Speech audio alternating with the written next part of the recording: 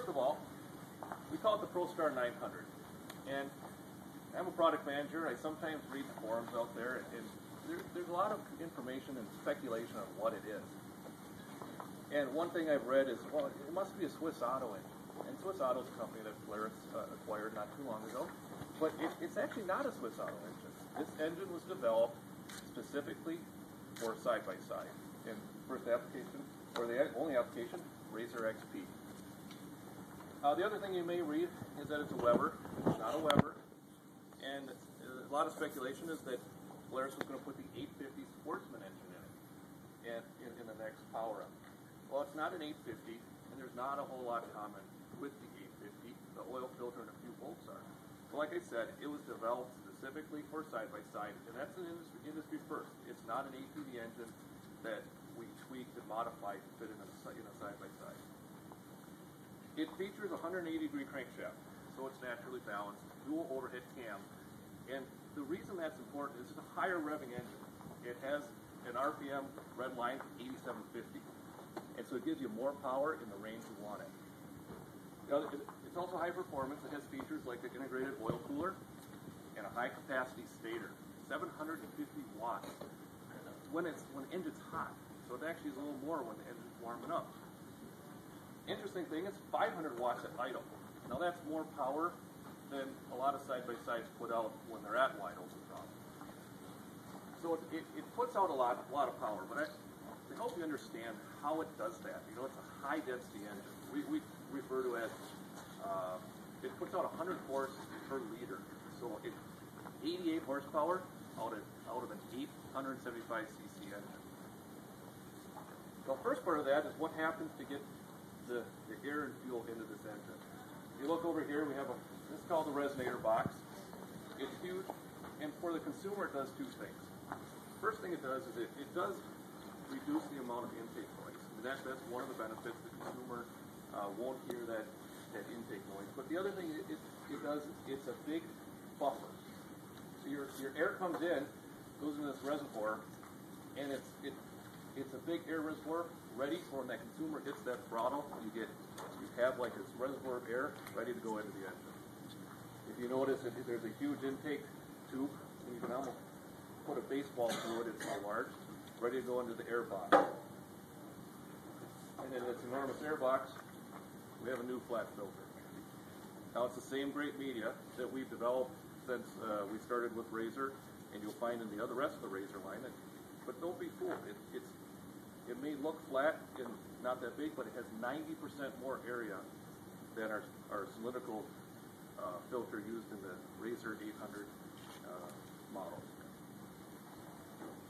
So once the air gets in the air box, it goes into the throttle bodies. Dual 46 millimeter throttle bodies, and they're located right next to the head. So talking about throttle response again, that's where you want your throttle bodies to get that fast, crisp throttle response. You don't want it 2 feet away like you sometimes see. So we designed this purposely to get the most performance out of our engine. So that's a quick overview of the tuned intake. Same thing goes for the exhaust. If you may have noticed, the engine is oriented differently than what we have in the 800 RZR model. The crankshaft running from side to side of the vehicle. So we call that east-west. And one thing you get out of turning the engine that direction is your exhaust coming out the front. And we did that on purpose. It's a tuned exhaust length. We didn't have to wrap around in the engine compartment. And so it's a nice even flow right into the silencer. The other thing you may notice is stainless steel. And for the consumer, there's two reasons for doing that. One, corrosion resistance, but the second one, it's a much stronger material than using carbon steel. So it's a high-performance exhaust, high-performance intake. It helps generate that high-performance, high-density power we're looking for in a side-by-side. But now I want to kind of shift gears and look at how we get all that power to the wheel. And we have a very high-performance, high-efficiency drivetrain we've designed. And like Roger said, every subsystem has been redesigned on XP to get that extreme performance, starting with the PVT.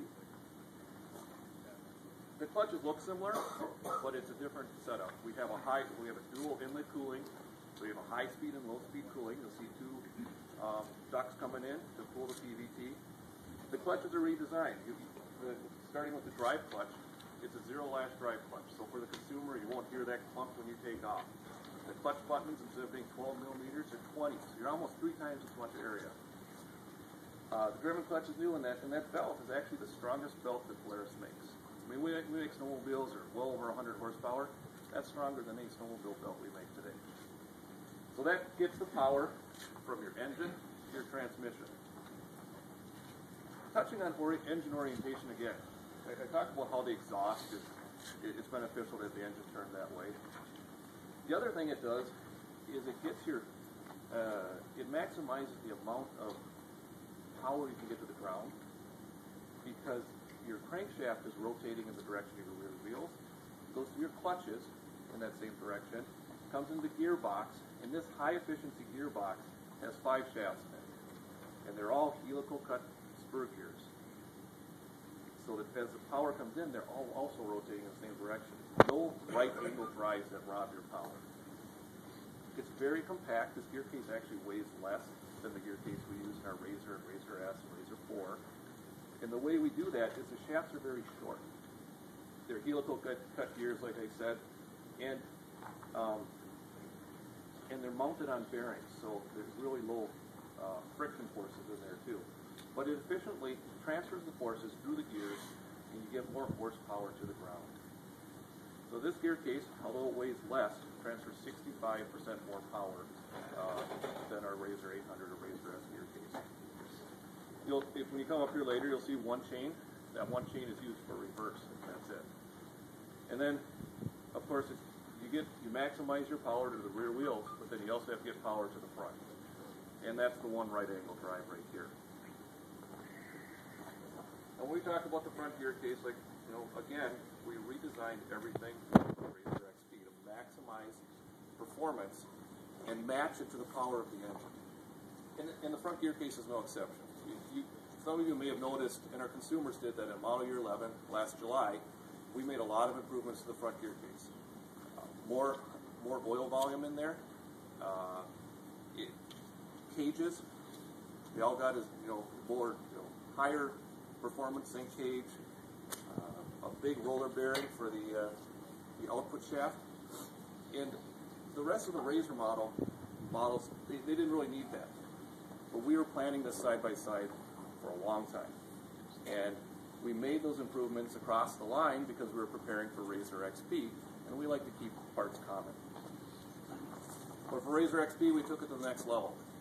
In that same gear case that we put across the line and prepared and designed in preparation for the release of the XP, we have a billet aluminum gauge. This is similar to what you'll see in the off-road magazines. Retails for over $300 usually higher than that, plus the labor to put it in, and it's on every RZR XP. So we're matching performance for extreme performance from the engine, through the clutches, through the transmission, the front drive. So like Roger said, we've redesigned every subsystem for extreme performance and make sure that we made no compromises on this vehicle.